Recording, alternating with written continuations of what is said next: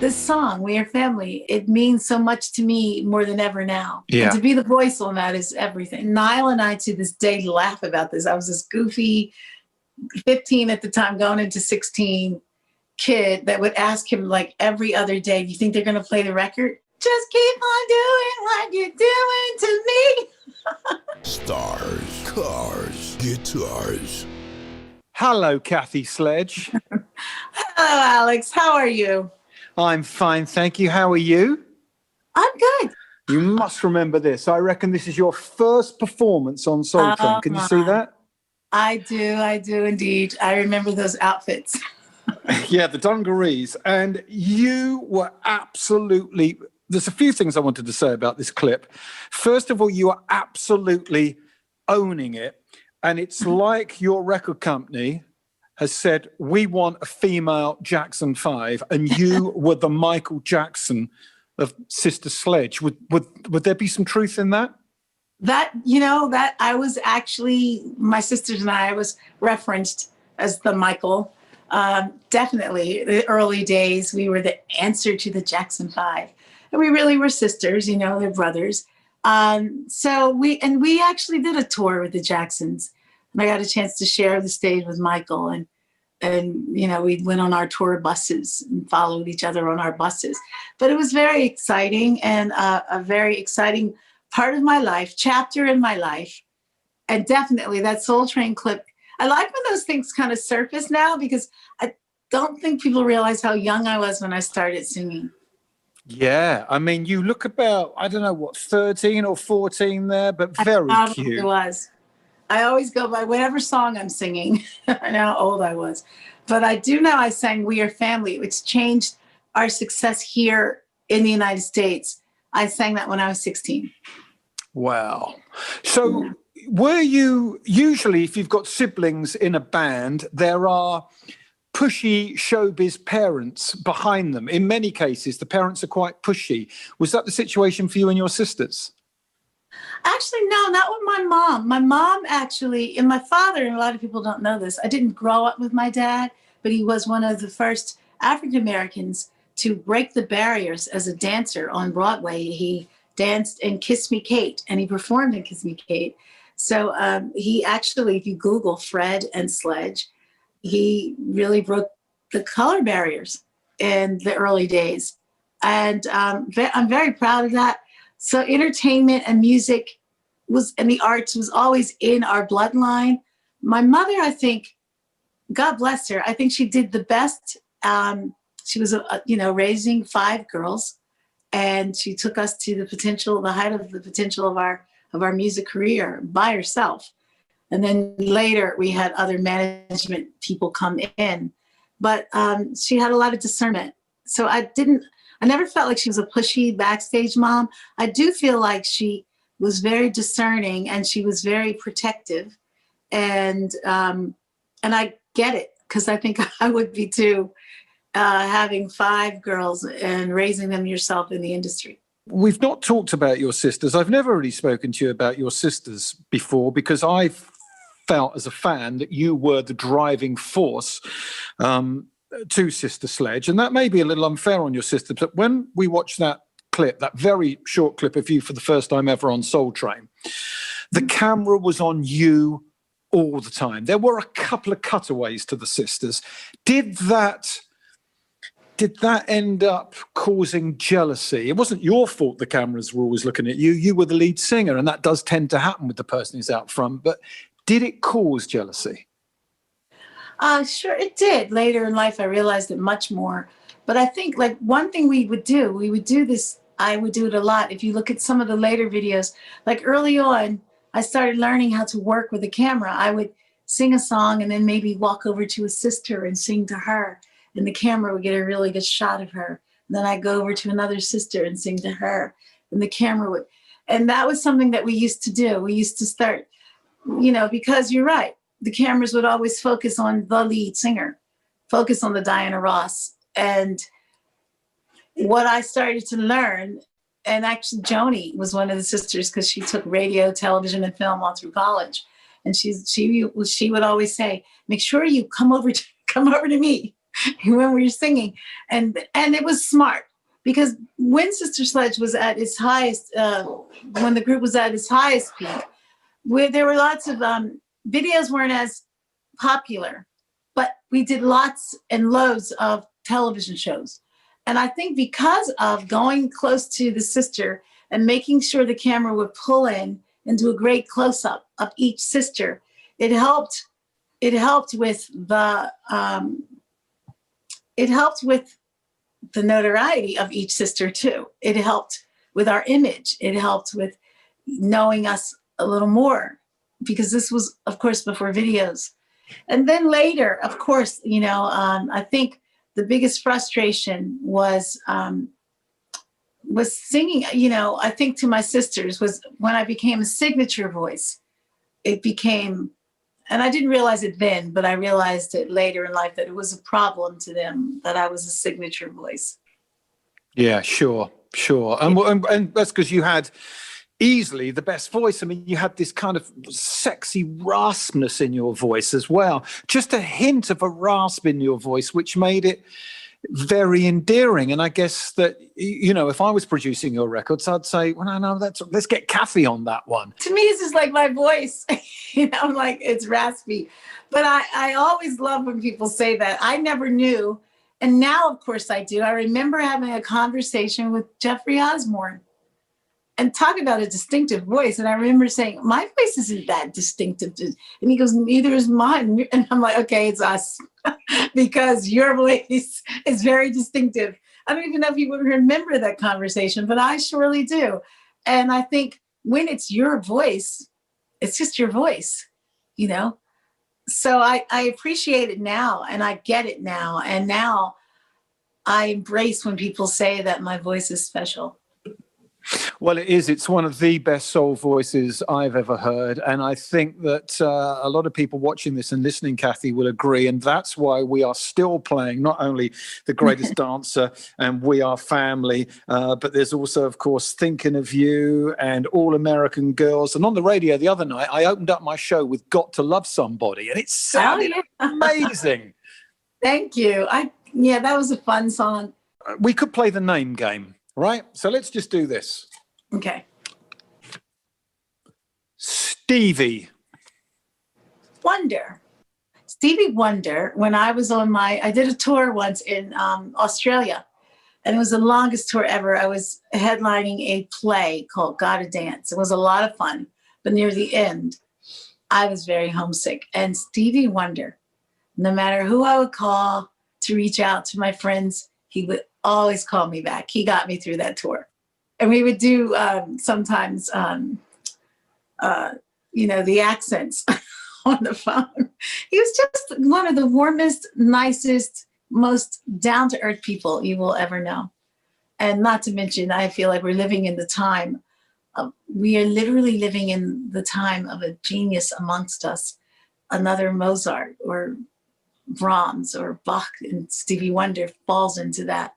To me, yeah, they're going to be talking about him when they're not talking about anyone else. How we still talk about Mozart. An absolute genius. Okay, the next one on the name game. I like this. Marvin. Oh my gosh, Gaye. Marvin Gaye. My Marvin Gaye story. We were performing. First of all, got to say this. I realize it now, but I was a kid then when we were opening for Marvin Gaye at Radio City Music Hall in New York.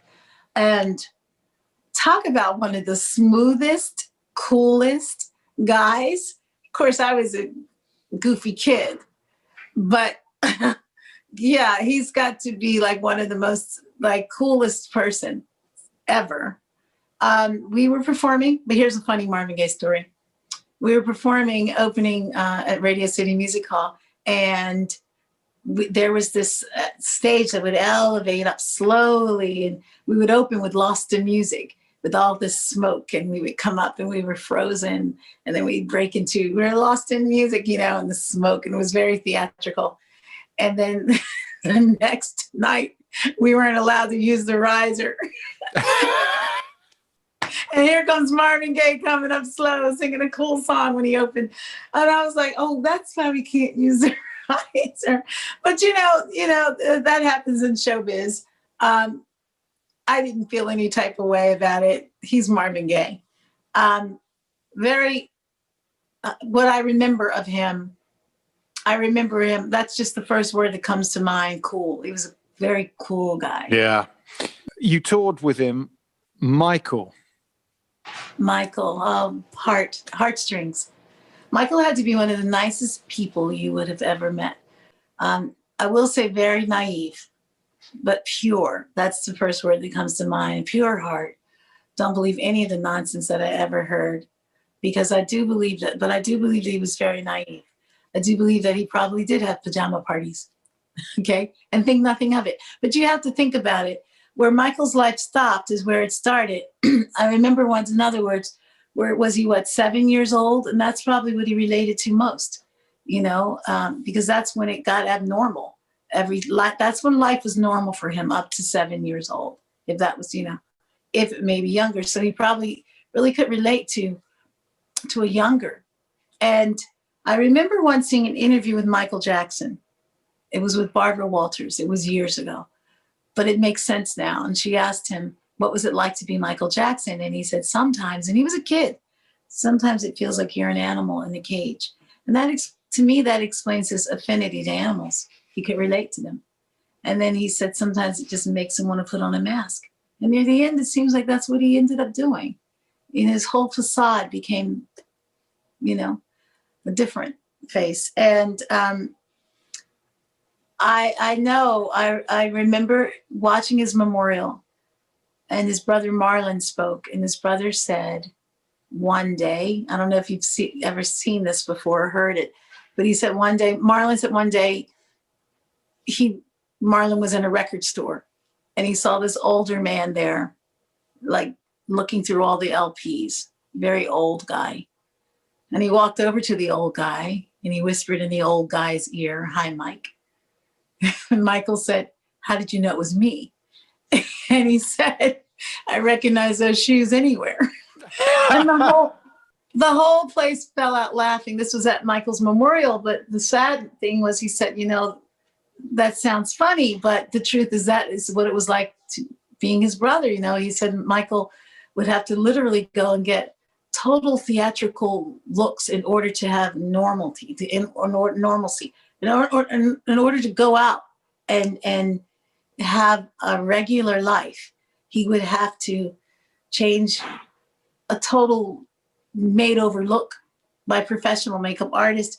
And then I do believe I read once Jay-Z was having dinner once in a restaurant in New York. And a bunch of fans came over and got his autograph and, Jay-Z's autograph. And then when the fans walked away, he turned to the person he was having dinner with and said, if they only knew who I was having dinner with. So evidently, this is what Michael would do.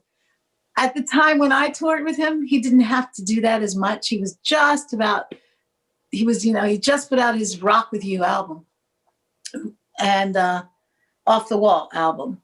And so I got a chance to do things like we would always eat at truck stops because the truckers didn't care who you were and they had good food. But the brothers and the sisters, my sisters and I, we would always do our road trip in our buses, and we would always eat at the places where we would have more of a normal life. And one thing I remember most about Michael, the first word that comes to mind is joy. He was a joyful person and heartfelt. And if you think about it, when Stevie Wonder sang at Michael's memorial, he cried like a baby. That's the first time I've ever seen Stevie cry that way. And if you think about it, all Stevie Wonder saw, honestly, was Michael's heart. That's what he always. Sure. Big heart. Big heart. Jeffrey Daniel from Shalimar told me he'd done Soul Train, and Second Time Around was a hot single. And he went to, I think it was Studio 54, and was introduced to Michael Jackson. And he couldn't believe it when Michael Jackson said, "Oh, I know you. I've seen you." And he started singing second time around. He said it was so cool. Did he ever say to you he liked your songs? Do you remember him saying, "I like Mama Never Told Me"? Or can you remember anything like that? I tell you what I can remember, which is so ironic you bring this question up, because someone just texted me last night, a friend that I met through the music business, and he goes, "I want you to look at this clip with Michael and Diana Ross, and they're dancing on stage and having a great time." He says, "But look very closely." And there he is in his Sister Sledge t-shirt. And I'm like, how cool is that? Yeah, I have to post that. Isn't that, I know. And he said, "I've seen this clip a million times." And I said, "I've seen this too." He goes, "But did you really look at it?" And yeah, so I do know that he was a fan of our music. I do know that if we knew then what we know now, there would have been so many different kinds of conversations. I remember one vividly. I was 17 and I was moving out of my house. I was going on 18. And I remember I would always buy different things. On my bus, I would load it up from lampshades to dishes to pots and pans, because I was getting my own place. And I remember once stopping at a truck stop and I was buying some dishes, and it was a very good buy. And I told the guys, "Yo, this is like for $19, a 20-piece set. This is a good buy. Does anyone want any dishes?" And they were laughing at me. And they didn't want any, of course. And they all went into the truck stop restaurant to eat. But Michael stayed behind, and he was still laughing until he was crying. I thought this was funny. And then he says, "Why are you buying those?" And I said, "Because I'm moving to my own place." And mind you, I was a couple of years younger than him, a year or so. And then the laughter stopped, and he got very serious, as if he was looking through me. And he said, "Why are you moving in your own place?" Then I didn't know how to answer that question. I just said, "Because, that was my answer, But now I understand, and I learned this about him later in life, that he would vicariously live through you. Now I would have answered it. I would have said, well, when you live in your own place at the age that we are, you get to have your own space. You get to have a cup of tea, and you can leave that cup and saucer there, and it's still there when you come back, and it's yours, and you can close the door from the world, and you can." Those are probably some of the things I would have brought up, because I realize now he really wanted to know. It got very serious. He was like, "Why do you want it?" And what he wanted you to explain to him is, what is that feeling? Because I don't know that feeling. I don't understand it. I want you to explain it to me. What does it feel like to want to move in your own place? And I learned that different colleagues would always share. I think he asked, right before he adopted children, he asked Gladys Knight, "What is it like to have kids?" He wanted you to explain it because he never got a chance to live it. And he really wanted you to describe the feeling, which is really interesting. Kathy, I'm itching to talk to you about thinking of you. I know you and I have had the conversation about thinking of you about a dozen times already in the past, but Luther Vandross was backing David Bowie on Young Americans in '75, and then just 2 or 3 years later, he's on We Are Family, isn't he? He's on everything. He's on Greatest Dancer and Thinking of You and Family. He was the sound. And Nile Rodgers and Bernard Edwards had a sound between Fonzie Thornton and Luther Vandross, of course, Lucy Martin, Alpha Anderson, and sometimes I think, that was pretty much it. Norma Jean Wright as well. But they had this sound, and they did not want to deviate much from that sound. So if you listen to a song like Good Times, these are the, and then you play We Are Family, it's the same formula. And they would use their singers and their sound. And I am blessed to be able to say that I was under the same studio roof with a Luther Vandross and some of the other artists I mentioned. But I remember Luther. Clearly, I remember him once listening to the playback. This is, of course, before he was Luther, Mm-hmm. And he was very quiet and great guy. He was the kind of guy who loved to make jokes and laugh hard, And he was leaning and he was listening into the track of the playback. But something about him this day seemed a little sad. He was just listening. And now I get it. Here I am as the 16-year-old artist, and he's doing background on my record. And he was like, honestly, I am the hugest Luther fan. I mean, his voice is golden still. And I can imagine, and I've seen that movie before too, as an artist, sometimes we feel like we want to be so much farther on.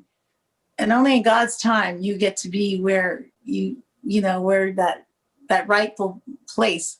And a voice like Luther and a talent like Luther, I can't even imagine him doing background on anyone's record. So maybe what I picked up was a sense of frustration. But, I'm honored to be able to say that he collaborated on some projects that I sang on. Absolutely. And he, of course, had done the backing vocals, like we said, and then he went on to be the vocalist with Change and Barnet Boogie, but he never really got a credit on the label. And then, of course, it all came full circle, Yeah. And you can only imagine what that man would do with his voice is unbelievable. Same with Whitney Houston. Sometimes we get these once in a lifetime singers. And Luther, to me, will always be one of them. Yeah, he was just amazing. And his music is forever. Look, I need to talk to you about Thinking of You. And the reason is I as I've told you before, in 1979, I never used to write letters. Letters were like school for me. And I was 16, but I wrote to Atlantic Records and I pleaded with them to flip over Lost in Music because Thinking of You was on the other side. Now, I know I've told you that loads of times before. I forgot about that, but you're right.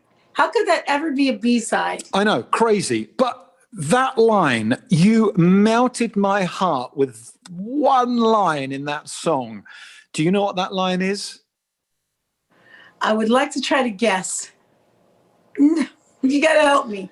Okay, it's at the end of the song when you just sing out, just keep on doing what you're doing to me. That, for me, was the money shot for that song. Wow. Really? Just keep on doing what you're doing to me. Thank you. That is exactly what I wanted you to do, Kathy, because because of copyright reasons, we can't play clips on here. And that song was just amazing. It was tender, it was sexy, it was disco, it wasn't too fast, it was classy. What a song. And that's your favorite song to perform? That is my absolute favorite song to perform. And sometimes I love it when, everyone just sings the lyrics. And I'm like, I think the hashtag that I always use when I post that song or at a concert is sing this with me. And at the beginning of every time I perform Thinking of You, I go, sing this with me, and it's when you just hear everyone sing every lyric, it's a beautiful song, and I think I've always loved Thinking of You, but talk about having a second life with that song. I'm feeling it here. And in fact, my daughter, Kristen, and I, we have our talk show, Family Room here. And her friends now text her and they're like, your mom's got this new record out. I really love it. It's called Thinking of You. And I love when I hear that because I'm like, wow, okay. It's going to be here. There's so many questions I want to ask you, Kathy, and I thought of a brilliant question for you today, right? It's the only one I kind of pre-thought of. And I thought, had it not all gone wrong for Chic? I mean, I think they rushed into the charts with Good Times and it went to number one. And I'm sure I've heard Nile Rodgers say, after the disco sucks, it was all over. And of course, around about the same time, they had produced Sister Sledge. And then I suppose they thought, well, we want to do more production. And you guys went off to work with Narada Michael Walden.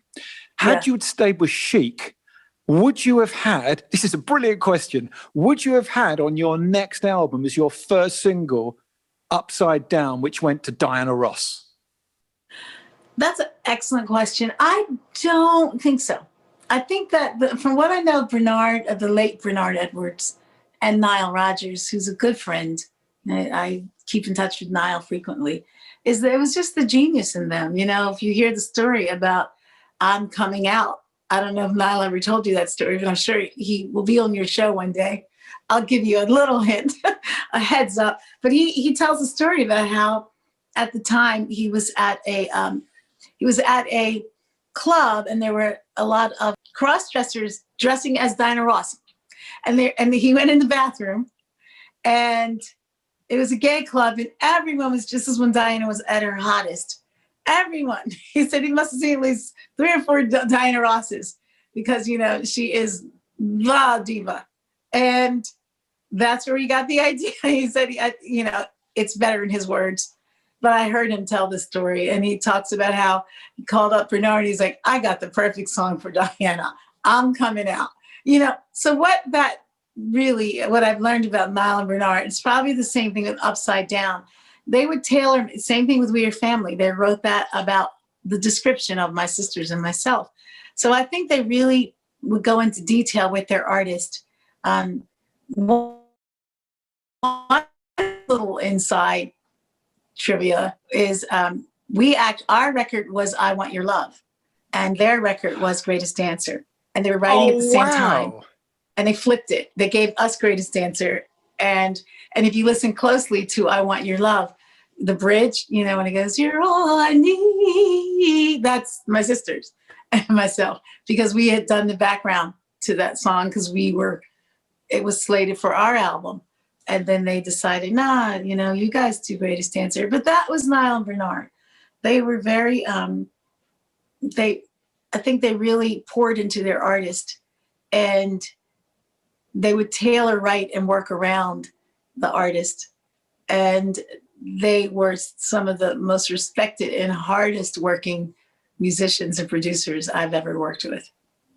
Wow, that's amazing. That is a really, really great to hear that story. Did you want I Want Your Love when they took it away from you? I mean, mind you, He's the Greatest Dancer was a bigger hit than I Want Your Love. But did you think, oh, we wanted that? I think they had an idea of what they were doing when they gave us Greatest Dancer. They probably thought about it, and they felt like maybe my voice was better for Greatest Dancer. And what's interesting too is, again, like we were never really allowed to hear any of the songs until it was time to record them.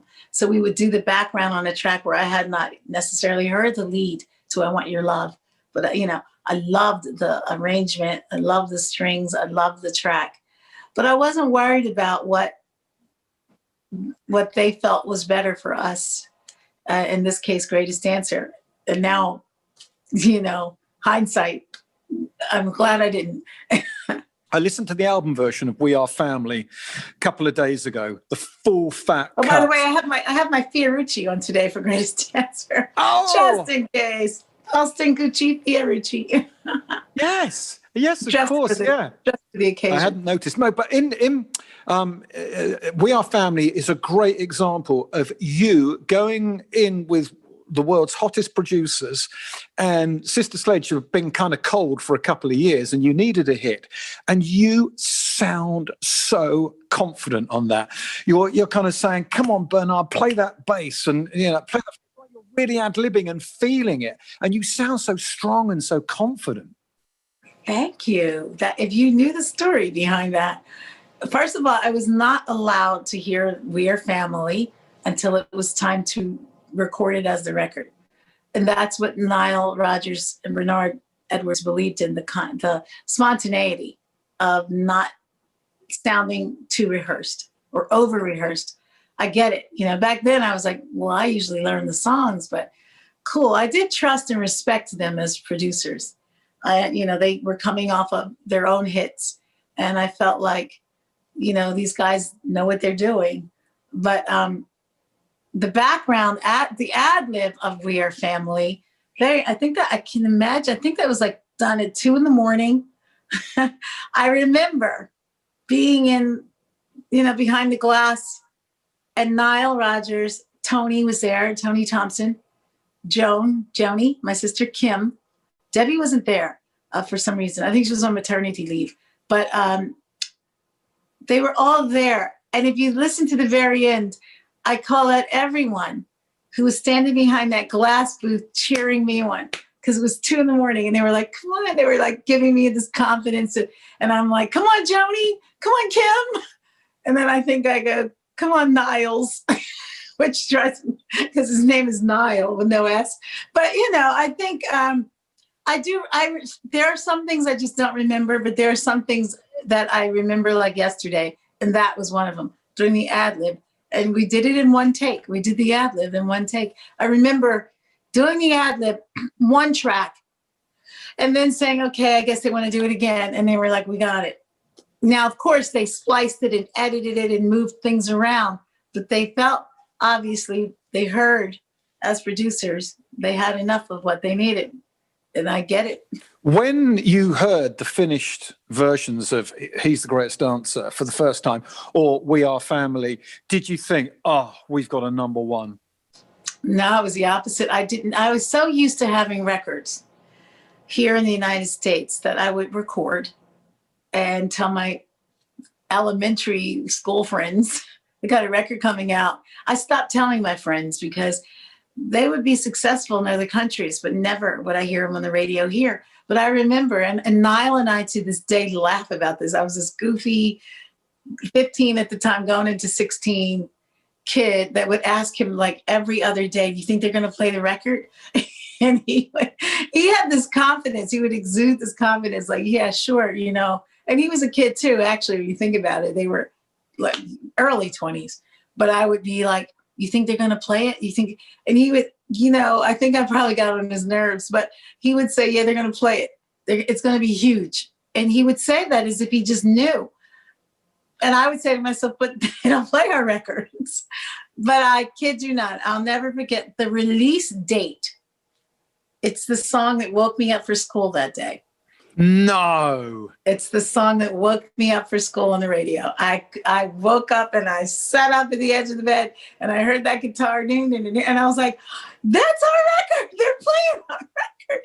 They had never played our records. Our of course, again, over there in Europe and in the UK, they did all the time. But domestically, I stopped telling my friends that I made music, really. I would work a lot, go overseas on the weekends. I always feel like the person who created Hannah Montana really saw my life. And they would, I would literally go to school, get my studies done, come home on the weekends, get on a flight, go to England and be this star with my sisters, and then get back on the bus, get on the plane, get back on the bus, go to school, and don't talk about it. Because, I either came off like I was, you'd be with your girlfriends. What did you do? Oh, I went bowling. Oh, I went to the movies. I went to the mall. And I go, I was in Japan. So, I learned very early on, just say I had to work. And that worked for me.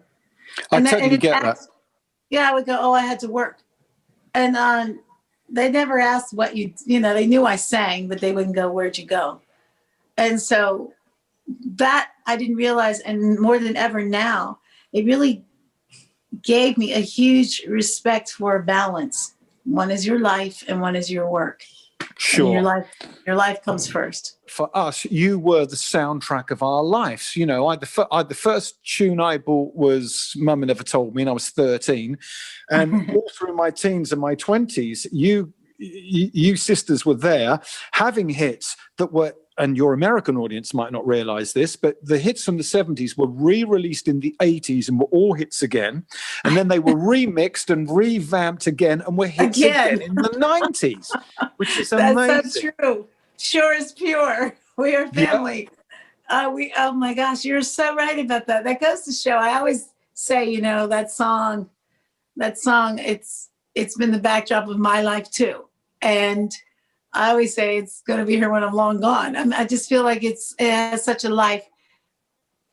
I'm sure it was added to the Library of Congress here in the United States. So it's up there with the Martin Luther King speech. And I'm like, wow, this song, We Are Family, it means so much to me more than ever now. Yeah. And to be the voice on that is everything. Yeah. And it will never, ever grow old, that song.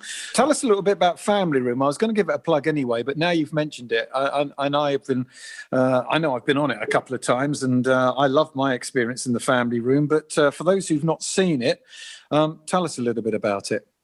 Well, first of all, Alex, I have to say the Family Room loves you. They love whenever you visit us. You are a global UK connection. Family Room is a global virtual room. And it was actually something Kristen and I, my daughter Kristen and I we were shopping. We were just about to shop this mother-daughter talk show.